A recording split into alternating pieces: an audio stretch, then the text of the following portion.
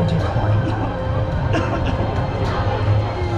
Conservation is the North Star by which we navigate, to leave a legacy for future generations and a planet worth inhabiting.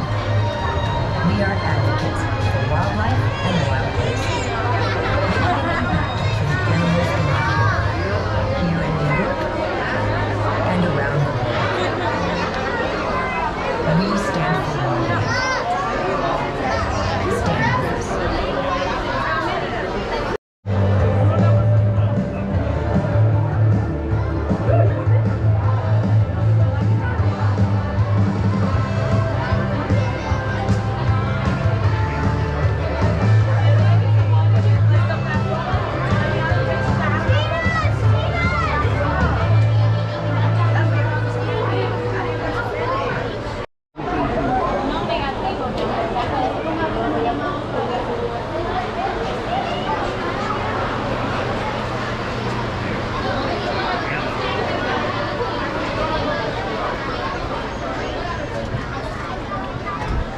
Are you? Yes, with them. Yes. Thank you. For your safety, folks, I ask that you please remain seated at all times during the ride. And kindly keep all hands, feet, antlers, and trunks inside the car.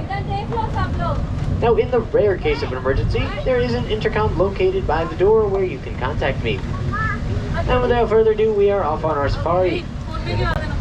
Now, here at the Bronx Zoo, we are the headquarters of the Wildlife Conservation Society, or WCS for short. We have scientists and eco-guards working in the field to protect wildlife and wild places around the world. Today we'll be seeing animals from China to India, Cambodia to Nepal, and much more. And we have now traveled more than 7,000 miles to Asia, as if by magic. Now, the first animal we're seeing here is the peafowl, the national bird of India. The males are called peacocks, and the females are called pea-hens. The males will display their colorful feathers in order to attract a mate. And the offspring of the peafowl are called pea-chicks.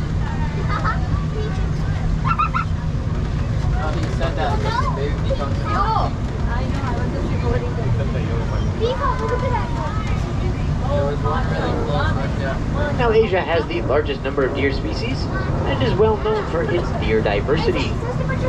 Taking care of all our animals is a dedicated zookeepers. And here is just one of our zookeepers and their day with the deer. Hi, my name is Michelle. I'm part of the Wild Asian community. This area is Markhor Meadow, where we care for about 40 Barasingha deer, 15 axis deer, 10 black buck, and a pair of muntjac. We start our day by checking on all the animals, making sure they are healthy, behaving normally, and safe. Sometimes, fawns and calves are born overnight. Newborns are given a neonatal exam, which includes weighing, vaccination, and tagging for identification purposes. While the animals are in the meadow, we prepare their nighttime holding areas so that they have a safe and clean place to spend the night.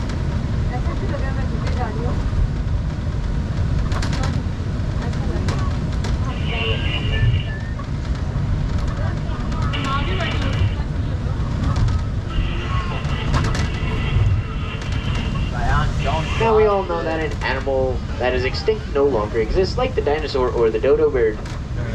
Now, we won't be seeing any T-Rexes here today, but we will be seeing the Mongolian wild horse, also known as Shawalsky's horse.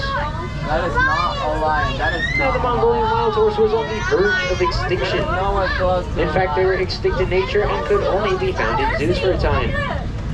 But thanks to conservation efforts, they are making a comeback and have slowly been reintroduced to several areas of Mongolia and China. Now, if you look closely, you might spot some differences between the Mongolian wild horse and a domestic horse. For starters, the Mongolian wild horse has shorter legs and a stockier build. They also have an erect mane and no forelock. That's the part of the mane that hangs down over the forehead of a domestic horse.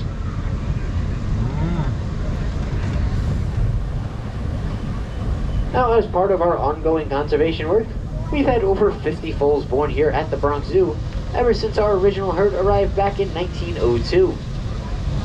And now here's one of our field scientists to tell us a little bit more about our conservation work.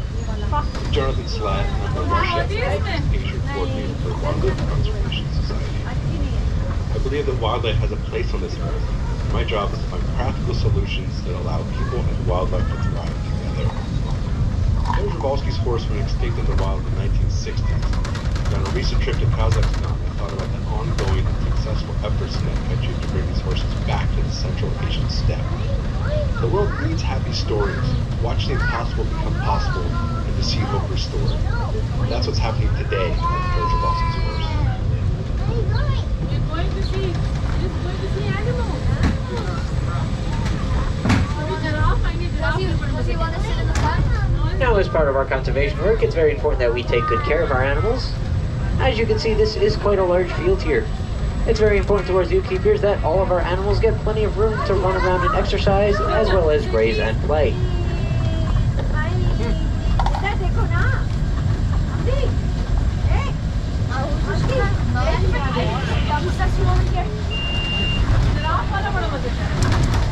Now coming up, we're going to be on the lookout for two animals, both currently listed as vulnerable.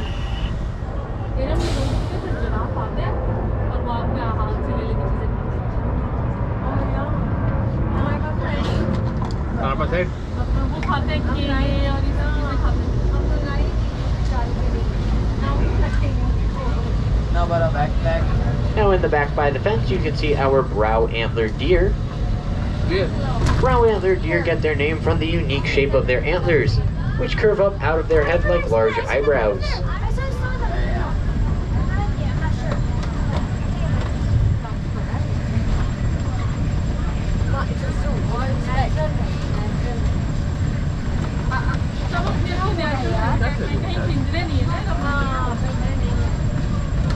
Now on the other side, you can see some of our Gaur, the largest wild cattle in the world. They can stand up to 6 feet tall and they grow 10 feet long. Hold it like this. A fully grown Gaur can weigh up to 2,000 pounds, as much as a small car. With their large size and impressive horns, a Gaur can fight off just about any predator, even a tiger. Now we'll catch up with the Gaurs in just a few minutes. And when we do, keep your eyes peeled for the 2 calves that were just recently born in the last few weeks, as part of our breeding program. To help increase the numbers of our herd, we just received 2 females and a male Gaur from the San Diego Zoo. In fact, the Bronx Zoo is just one of 4 zoos in America that have Gaur.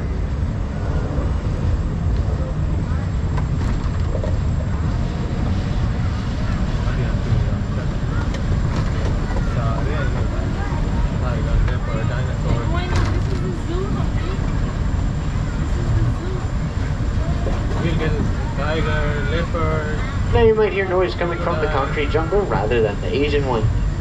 It's easy to forget that the Bronx Zoo sits at the heart of an urban environment. The noise coming from behind us is traffic on the Bronx River Parkway. So to help protect our animals from the loud noises, we've put up this fence in front of us. Now while the fence is for our animal safety, for your safety I ask that you please remain seated as we look out for a tiger. Oh my god, tiger. Farzan, be careful. Now we're looking for Suhana, one of our female Malaysian tigers. Farzan, be careful. And it looks like she just got out of the pool. Like 5 feet close. If you don't see her right away, that's alright. Tiger stripes provide excellent camouflage. Even professional researchers have difficulty spotting them in the wild. Oh. Okay, camouflage. Okay. Where? Did you find it? Over there. Pani was gonna get him. Nice. Right there. What a tiger. Oh, the tiger. It's over there. Is it down, Brianna? Now in the wild, tigers can eat a variety of animals, but their favorite are big and medium-sized deer. A tiger can eat up to 40 pounds of meat in one sitting, which is the equivalent of 160 hamburgers. After a meal that size, the tiger typically won't eat again for several days.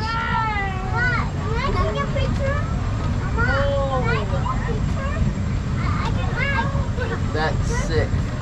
And as we say goodbye to Suhana, we're now coming back up on the Gaur.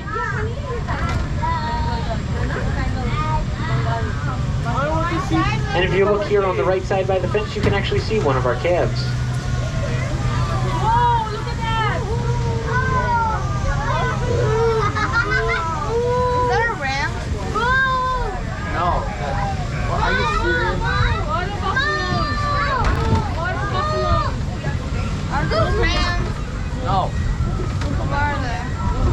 And down here under the tracks, you might be able to see one of our axis deer. Most deer lose their spots as they mature, but the axis deer keep their spots their entire adult lives.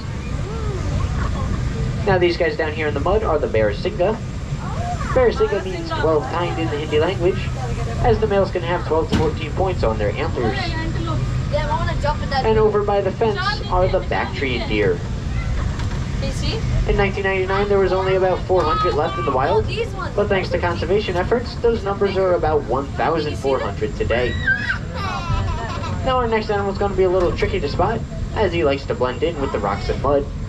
But if you see a pig with tusks growing up through its snout and curving back toward its eyes, then you've spotted our Babirusa. Babirusa? Oh my god. It's a, I think it's a painted. Now they're down here by the track, so they're going to be a little hard to spot. On the left we have Kenneth, and on the right is Linus. Males will use those tusks to fend off rivals and assert dominance in order to attract a mate.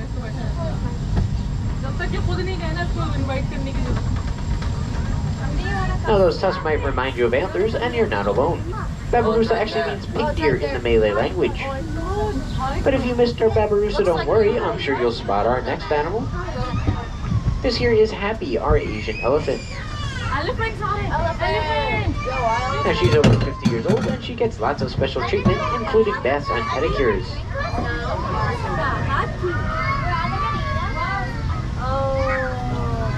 Now Happy weighs about 10,000 pounds, so she has to eat a lot of vegetation. In fact, she can eat up to 200 pounds of hay and drink 60 gallons of water every single day. Elephants are not actually gray. Oh. They're more of a black. Now try to get a good look at her trunk if you can. But because of the dirt, that's how they look. Believe it or not, an elephant's trunk has over 40,000 muscles, and it's a powerful tool.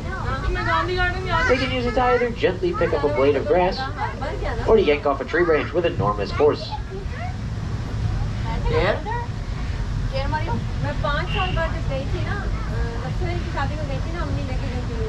Now an adaptation unique to the Asian elephant is a special finger-like structure on the bottom of its trunk, which helps it to better pick up and grip objects.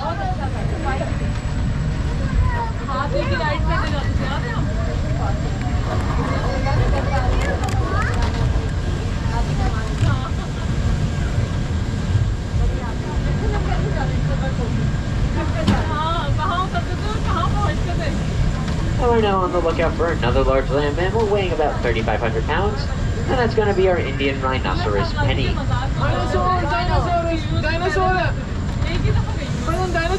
Now unfortunately there's only about 2,000 Indian rhinos left in the wild, and we care for 5 of them here at the Bronx Zoo. While we've had great success caring for them, breeding our rhinos is an entirely different challenge. We got any moms on board the train today? Think about this. Where are they? An Indian rhino is pregnant for 16 months, and its young will then stay with them for another 2 to 3 years.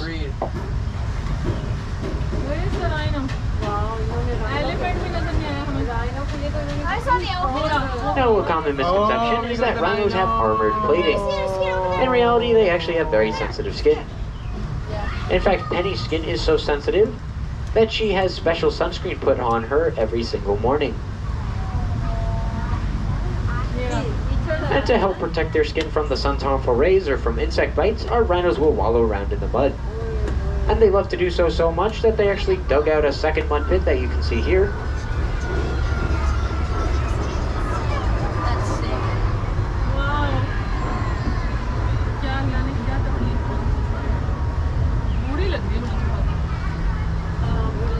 Now here at the WCS, we work with all different species of rhinos. And here's a little bit more from one of our rhino conservation experts. The rhinos you see here are Indian rhinos. We work with habitats all over the world that are homes to rhinos. Here is a note from our field office in Sumatra, and Wulan, who works with the Sumatran rhinos. Sumatran rhinos are the smallest of the world's rhinos, and they are considered critically endangered. My name is Wulan Puspuri, and I'm the Species Conservation Specialist for WCS Indonesia program. We carried out an island-wide survey of the last wild at the shoulder, and their antlers can grow 3 feet long. Now, over at the base of the hill, we'll get a better look at them in just a few moments, are the Nilgai Antelope. Now, it's ladies' day out, so we're only going to be seeing the females, which have light brown fur.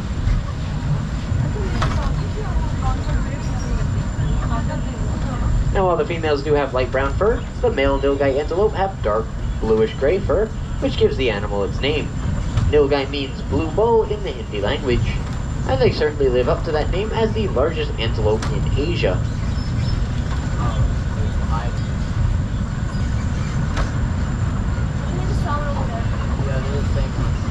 And we can see another one of our Nilgai antelope here at the top of the hill.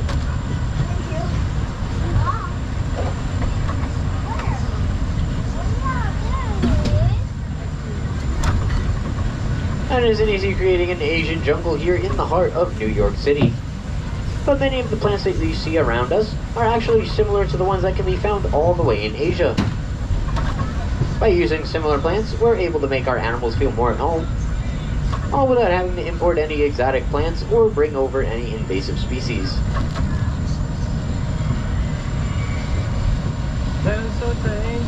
Now, if you look up ahead by the tracks, around the corner, you can see one of our tufted deer.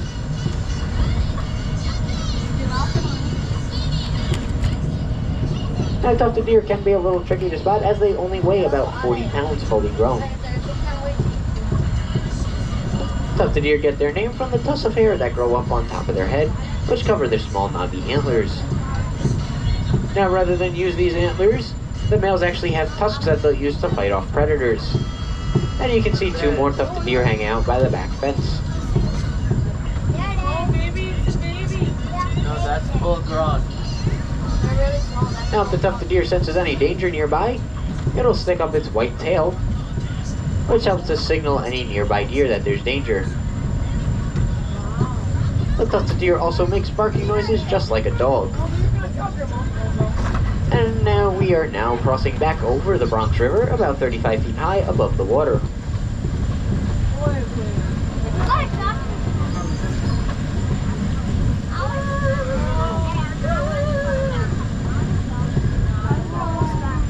If you look down, you might see the outline of some fish and turtles, or spot some ducks, geese, and migrating birds. Whether it's the Bronx River here in New York or the Irrawaddy River in Asia, rivers and streams continue to be an important resource for wildlife everywhere. I saw fish with no turtle. Now, this rocky terrain here is the perfect habitat for our next two animals. Now, here with the corkscrew-shaped horns is the Markhor.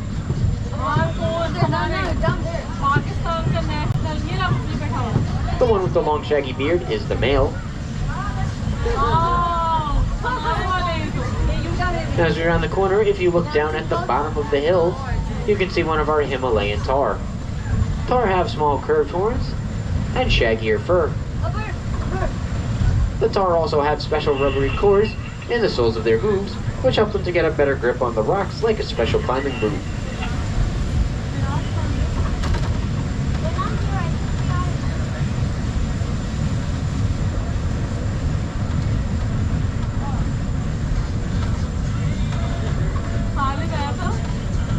I don't want it to eat my phone when I'm recording.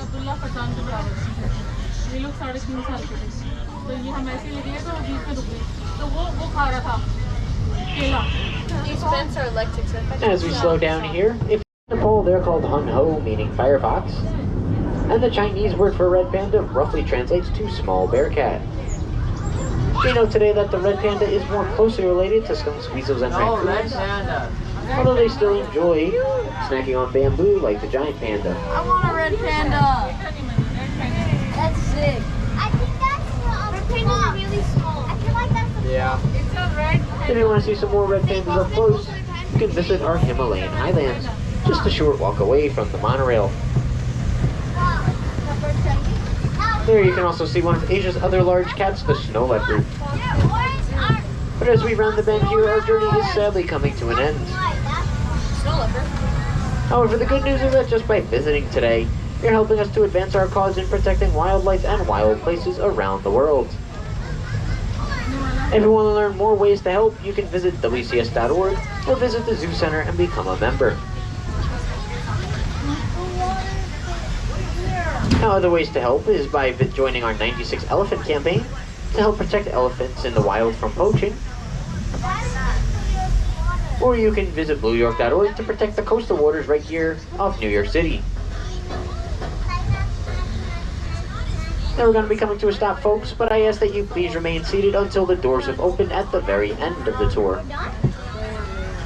Now if you're looking for something fun to do this summer, the books of Eric Carle will be coming to life here at the Bronx Zoo from July 5th to August 29th. You can bring your friends and family on an imaginary journey through each of these children's classics. Where is it? Here? There'll be performances, dancing, music, activities, and puppet shows, each one celebrating books such as The Very Hungry Caterpillar, Brown Bear, What Do You See?, The Very Busy Spider, and The Artist Who Painted a Blue Horse. Blue horse! I love blue horse! What are we looking for again? Are we done? We're done. No, blue horse. Now, if you enjoyed our tour of Asia here today, I highly recommend you check out our Jungle World attraction, Yes. which is located right next door to the monorail. Jungle. While you're there, you can explore an indoor rainforest in jungle and learn about all the animals that inhabit it, like the tapir, gharial, gibbon, and leopards. wild, very wild people. You can also learn about the impact humans have on rainforests and what you can do to help conserve this vital resource for our planet's wildlife. Now, as you exit, there will be a small step up for you folks sitting in the front row and a small step down for you folks sitting in the back. I also ask that you please check your seats for any garbage or personal belongings that you may have left behind. Remember that the Bronx Zoo is just one of 5 parks run by the WCS. We also have the Prospect Park Zoo, the Central Park Zoo, the Queen Zoo, and the Brooklyn Aquarium, as well as dedicated scientists working in over 300 sites in more than 60 countries. Now, on behalf of the Bronx Zoo, I'd like to thank you folks for coming out and visiting us here today. I hope you guys enjoyed your tour, and we look forward to having you come back and visiting us again real soon.